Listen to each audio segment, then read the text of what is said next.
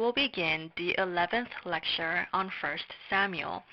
Today we will begin with 1 Samuel chapter 29. The title is The Israelites and the Philistines Fight. Let's look at the main points. First, the Israelites and the Philistines gather their forces. Verse 1. Second, David joins the Philistine army. Verses 2 through 3.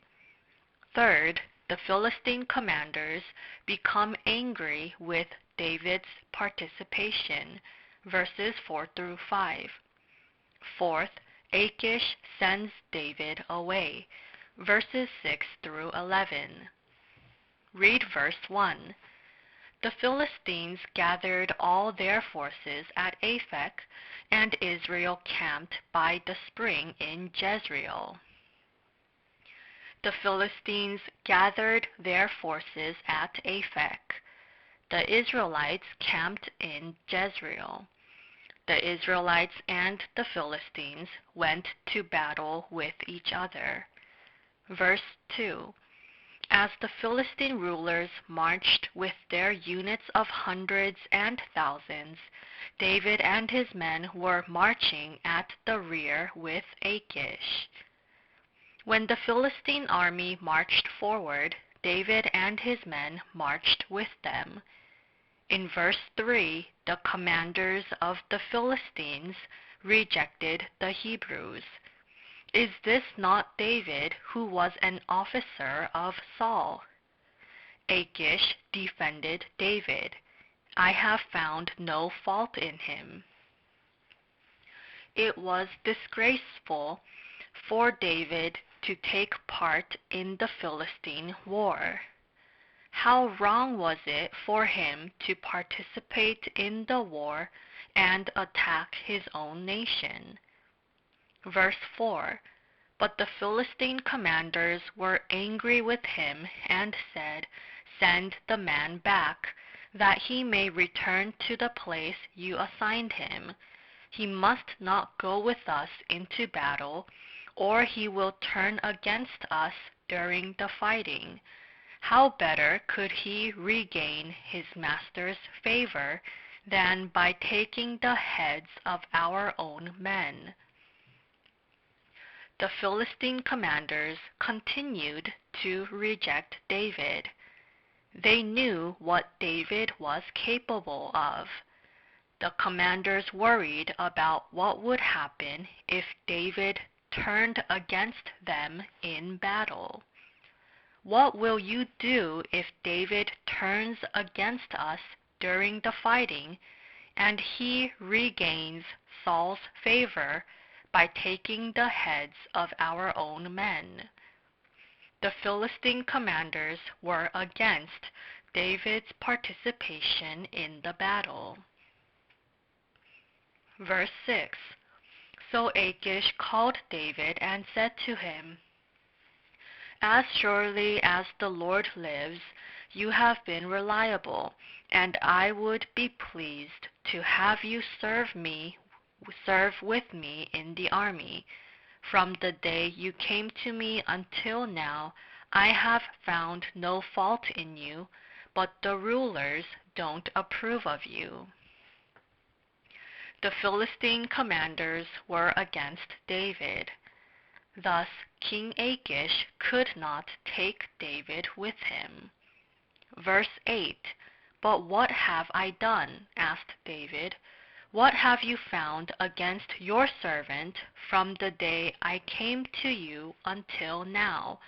Why can't I go and fight against the enemies of my lord the king? David was not allowed to go into battle. David could not fight against his own nation of Israel. Thus David told King Achish that he was upset that he could not go into battle. David probably was not sincere when he said this. David was weak in heart, and he flattered Achish. In any case, God kept David from going into war. When David did wrong, God stopped him. Sometimes when we are about to sin, God puts up a wall of thorns and stops us. God loved David and kept him from making a mistake. However, David needed to be punished by God for his sins. When David tried to take part in the war, the Amalekites from Ziklag attacked. Chapter 30, verses 1 through 3. The Amalekites raided Ziklag and took the people captive. The Amalekites took all the goods with them. God punished David through this. We will continue with 1 Samuel chapter 30. The title is Restoration of Ziklag. Let's look at the main points. First, the Amalekites raid Ziklag, verses 1 through 6. Second, David inquires of God and pursues the Amalekites, verses 7 through 10. Third, a slave of the Amalekites guides them, verses 11 through 15. Fourth, they destroy the Amalekites and seize everything, verses 16 through 20. Fifth, they share the goods, verses 21 through 25. Sixth, the goods seized by David are sent to the elders of Judah as a present, verses 26 through 30. Verses 1 through 2. David and his men reached Ziklag on the third day. Now the Amalekites had raided the Negev and Ziklag. They had attacked Ziklag and burned it, and had taken captive the women and all who were in it, both young and old. They killed none of them, but carried them off as they went on their way. David was going to join the Philistine army. David was about to invade his nation of Israel. The Philistine commanders kept David from taking part in the battle. God stopped David. Yet in today's chapter, God punishes David. The Amalekites plundered Ziklag while David was not there. The Amalekites took all the women and children in Ziklag captive. Verse 6. David was greatly distressed because the men were talking of stoning him. Each one was bitter in spirit because of his sons and daughters. But David found strength in the Lord his God. David's men were greatly distressed. David's men lost their families. They lost their riches. The city was burned down, and this was a big incident. David had 600 men. There were 600 men. Therefore these men became angry and wanted to stone David. David protected, fed, and took care of these 600 men. However, these men were very angry because they lost their inheritance and families. The men wanted to kill David. David had no choice but to pray to God. It would have been no use to depend on people here. People betray and run away. People kill and betray others if it will benefit them. Verse 7. Then David said to Abiathar the priest, the son of Ahimelech, "Bring me the ephod." Abiathar brought it to him. David repented and prayed to God. David then sought God's will through the priest. David asked God, "Shall I pursue this raiding party? Will I overtake them?" God answered, "Pursue them." David left behind 200 of his 600 men. David took his 400 men and pursued the Amalekites. Verse 11. They found an Egyptian in a field and brought him to David. They gave him water to drink and food to eat. David's men pursued the Amalekites. They found an Egyptian in a field. The Egyptian boy was a slave of an Amalekite. The Amalekites abandoned him when he became sick. David gave him food and strengthened him. Then David received his guidance. Verse 16. He led David down, and there they were, scattered over the countryside, eating, drinking, and reveling, because of the great amount of plunder they had taken from the land of the Philistines and from Judah. The slave of an Amalekite led David. David was able to easily chase after the Amalekites. The Amalekites thought they had won the war, and they were eating, drinking, and reveling. Then David suddenly attacked them. David attacked when they were drunk, eating, and reveling. Some escaped, and the rest were killed.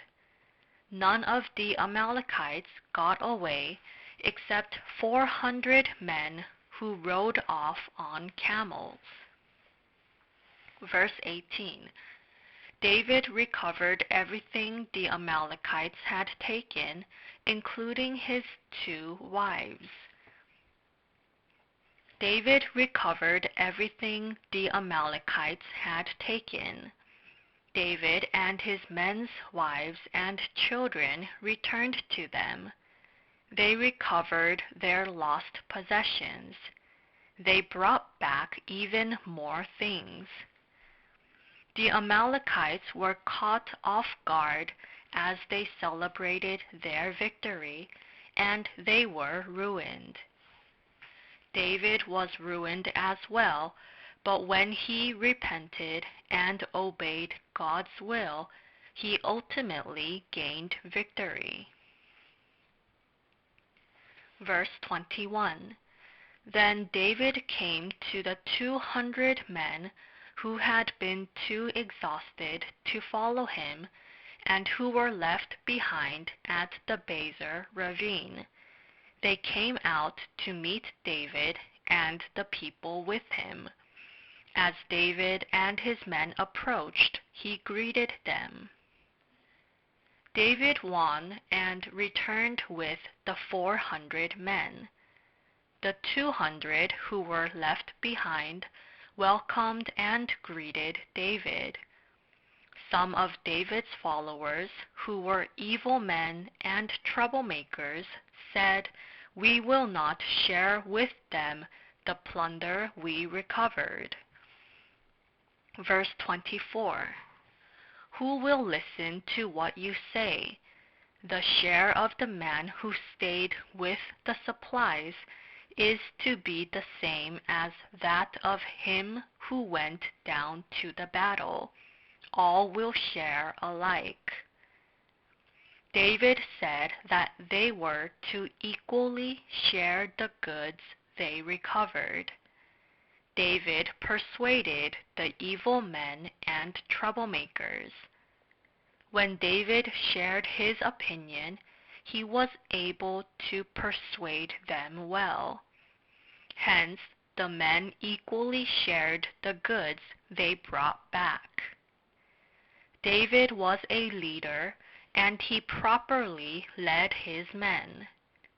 All the men then participated in the grace and blessings and rejoiced. Verse 26.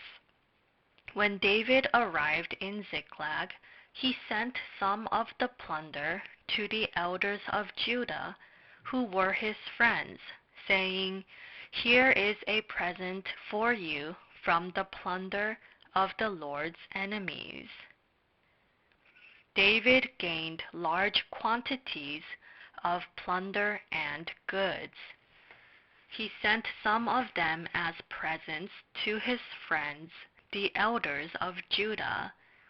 David did not keep everything for himself, but shared with others. God blessed David and allowed him to gain victory in the war.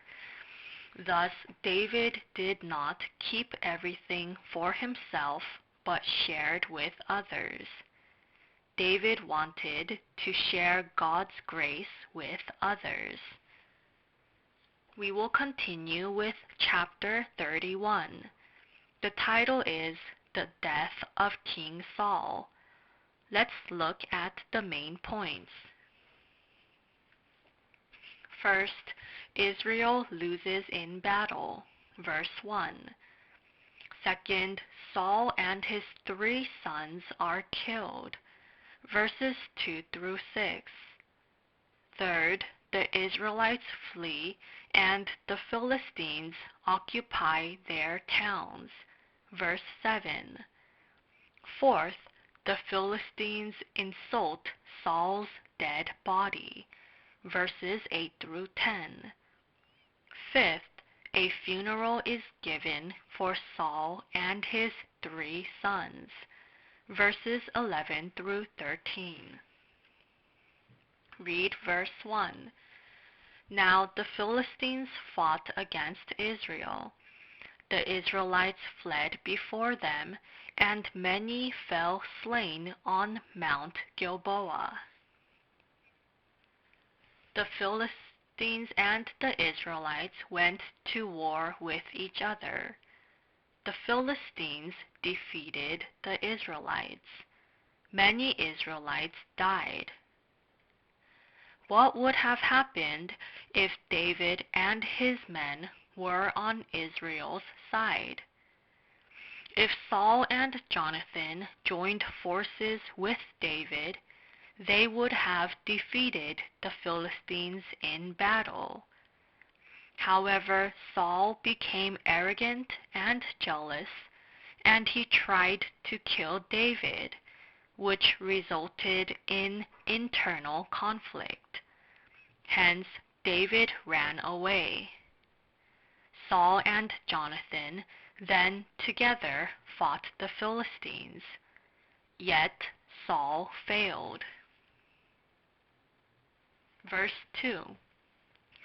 The Philistines pressed hard after Saul and his sons, and they killed his sons Jonathan, Abinadab, and Malchi-Shua.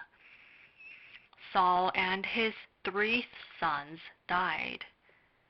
Jonathan was a truly faithful man. Jonathan helped David in many ways. Jonathan also comforted David.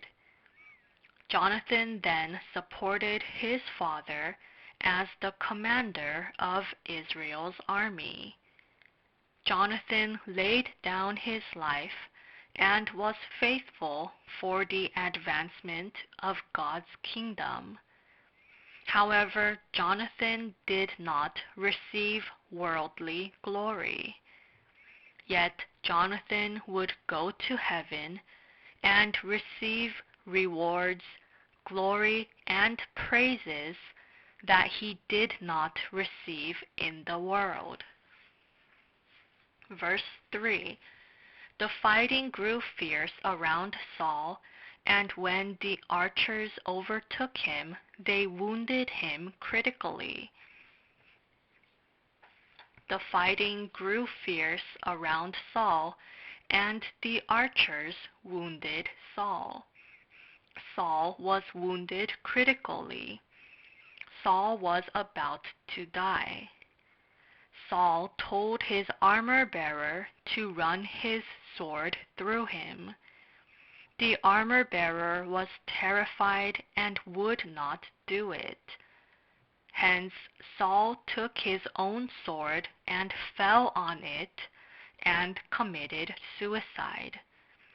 Saul died a wretched death. Saul became king of Israel and was king for 40 years.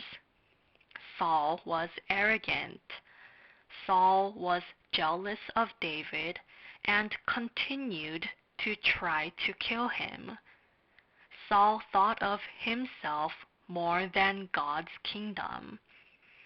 God commanded Saul to destroy the Amalekites, but Saul disobeyed. Saul also sought a woman who was a medium. Saul was wrong in the things he did. 1 Chronicles chapter 10 verses 13 through 14. Verse 7. When the Israelites along the valley and those across the Jordan saw that the Israelite army had fled, and that Saul and his sons had died, they abandoned their towns and fled, and the Philistines came and occupied them. The Israelites lost in the battle against the Philistines. Saul and his sons were killed. Many of the Israelites fled. The Israelites abandoned their towns and fled. The Philistines then came and occupied the towns. Such terrible things happen when people lose in battle. Our battle is the spiritual battle. When we lose to the devil, we will become slaves of the devil. 2 Peter chapter 2 verse 19. We must fight the good fight. Verse 8. The next day, when the Philistines came to strip the dead, they found Saul and his 3 sons fallen on Mount Gilboa. After the Philistines won in the battle, they came to strip the dead. They found Saul and his 3 sons. The Philistines cut off Saul's head and stripped off his armor. Then they took Saul's armor and put it in the temple of their gods. Then the Philistines fastened Saul's body to the wall of Beth-shan. In verse 10, it says that they fastened his body to the wall of Beth-shan. Saul, who was forsaken by God, died a terrible and wretched death. Verse 11. When the people of Jabesh Gilead heard of what the Philistines had done to Saul. The people of Jabesh Gilead received help from Saul in the past. Chapter 11, verse 9. The people of Jabesh did not forget Saul's grace, and they journeyed through the night to retrieve Saul's body. Saul and his sons' bodies were nailed to the wall of Beth-shan.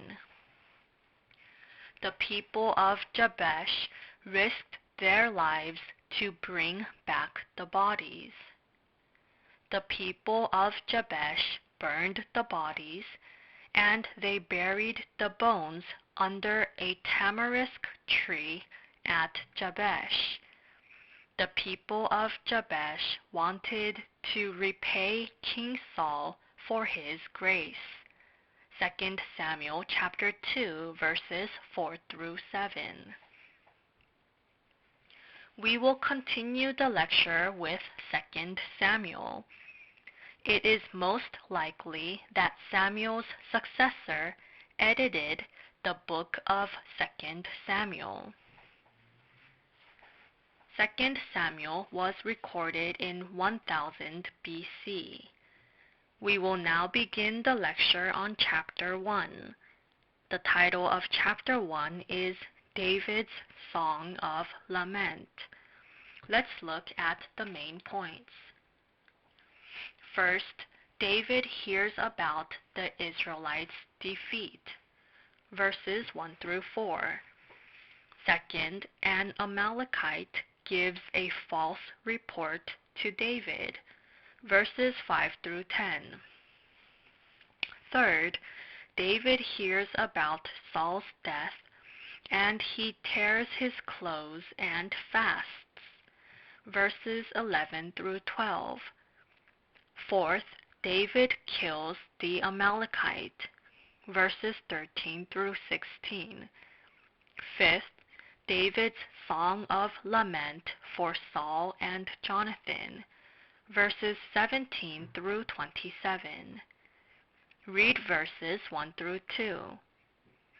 After the death of Saul, David returned from defeating the Amalekites and stayed in Ziklag 2 days. On the third day, a man arrived from Saul's camp with his clothes torn and with dust on his head. When he came to David, he fell to the ground to pay him honor. David defeated the Amalekites, and he stayed in Ziklag 2 days. On the third day, a man arrived from Saul's camp. He said that he participated in the war. Then he reported that Saul and Jonathan were dead. Verse 5. Then David said to the young man who brought him the report, "How do you know that Saul and his son Jonathan are dead?" The Amalekite reported that Saul and his son Jonathan were dead. David asked the young Amalekite, "How do you know this?" The Amalekite said that he went up to Mount Gilboa, and he saw Saul lean on his spear to kill himself. Then the young Amalekite said that he killed Saul. Saul called to him. The boy saw Saul. Then this young Amalekite killed Saul. This is what the Amalekite reported to David. However, this report was a lie. In 1 Samuel chapter 31, verses 3 through 5, Saul fell on his sword and killed himself. The Amalekite gave a false report. The Amalekite wanted to use Saul's death for his own glory. Verse 10. So I stood over him and killed him, because I knew that after he had fallen he could not survive. And I took the crown that was on his head and the band on his arm, and have brought them here to my Lord. There is no way that Saul would have taken his crown to battle. Saul must have left his crown somewhere before going to battle. The Amalekite stole the crown. The Amalekite sinned, first, with greed for glory and honor, second, for robbery, and third, for lying. Verse 11. Then David and all the men with him took hold of their clothes and tore them.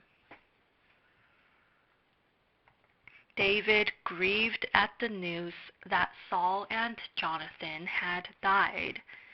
David tore his clothes and mourned over Israel's defeat.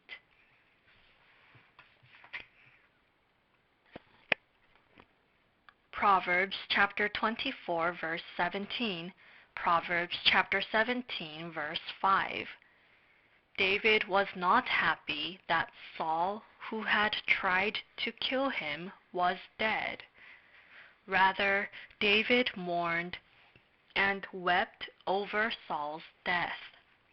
David then only spoke of Saul's good traits.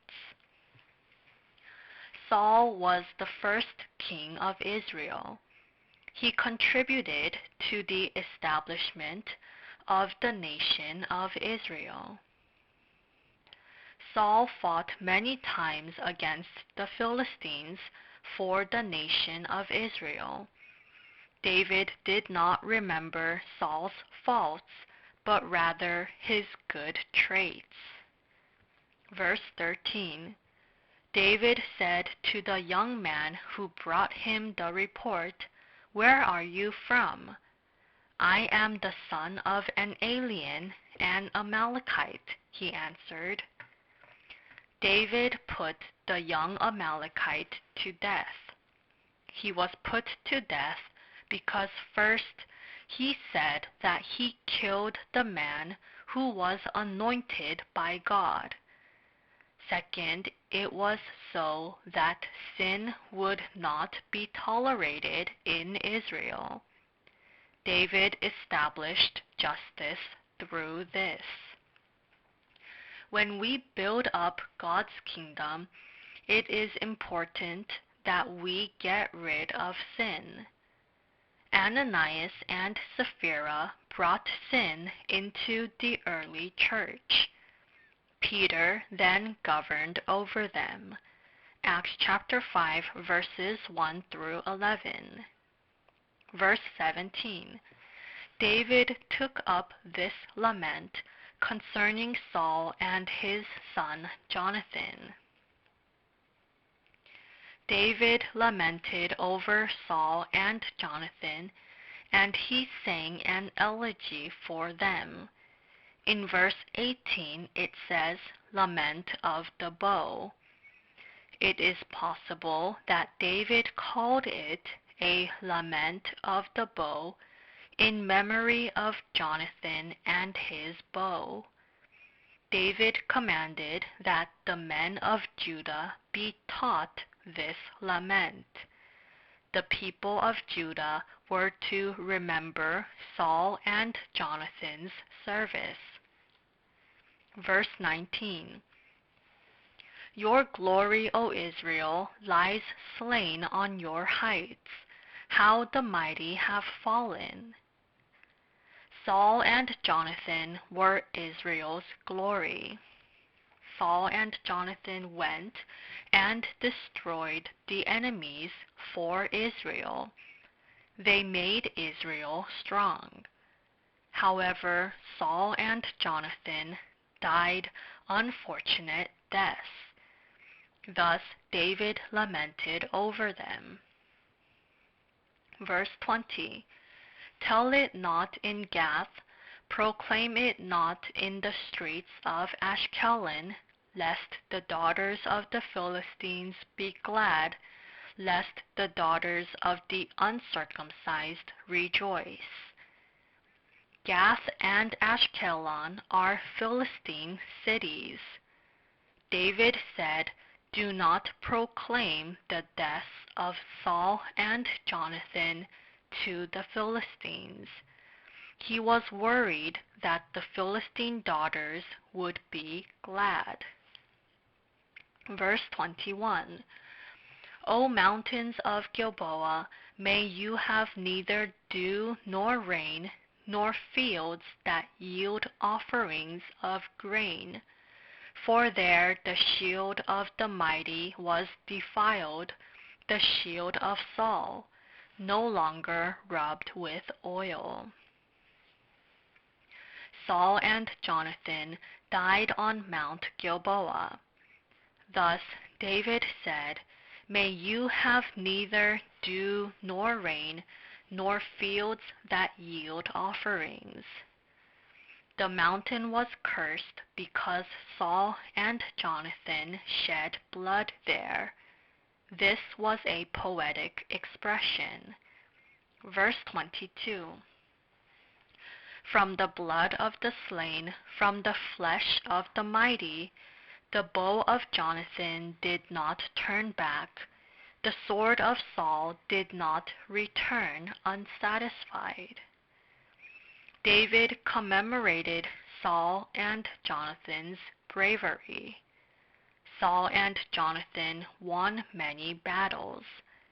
They courageously repulsed their enemies. David praised Saul and Jonathan for their courage. Verse 23. Saul and Jonathan, in life they were loved and gracious, and in death they were not parted. They were swifter than eagles, they were stronger than lions. Jonathan supported his father. Jonathan fought courageously for Israel. Jonathan made suggestions when his father did wrong because of his loyalty to him. Jonathan did not sympathize with his father's wrongdoings. Jonathan supported his father, and he fought in battle for Israel. Jonathan was killed while fighting for the kingdom of God. Jonathan honored his father. Jonathan honored his father Saul. Then Jonathan died with Saul while fulfilling his duties to God's kingdom. David lamented over the deaths of these men. Verse 24. O daughters of Israel, weep for Saul, who clothed you in scarlet and finery, who adorned your garments with ornaments of gold. The women of Israel wore fine clothes when Saul reigned over them. This meant that Israel became a strong and powerful nation. Verse 25. How the mighty have fallen in battle! Jonathan lies slain on your heights. Verse 26. I grieve for you, Jonathan, my brother. You were very dear to me. Your love for me was wonderful, more wonderful than that of woman. David spoke of his love for Jonathan. Jonathan loved David as his life. 1 Samuel chapter 20, verse 17. Jonathan's love for David was stronger than a man's love for a woman. It was greater than a woman's love for a man. Jonathan's love transcended love between a married couple, and his love was noble. David remembered Jonathan's love and grace, and he mourned over his death. Jonathan did good unto others, but he did not receive much from the world. Jonathan would receive great rewards in heaven. Jonathan's son received rewards, because of Jonathan's kindness and love. Chapter 9. Later, David welcomed Jonathan's son and received him. We too must be like David and not forget the love and grace we receive from others. Verse 27. How the mighty have fallen! The weapons of war have perished. David lamented with all his heart for the deaths of Saul and Jonathan. We must be thankful for the grace that others show us. We must acknowledge others' good traits instead of remembering their faults. We must repay others for their kindness. Here we will conclude the 11th lecture on the books of Samuel. Thank you.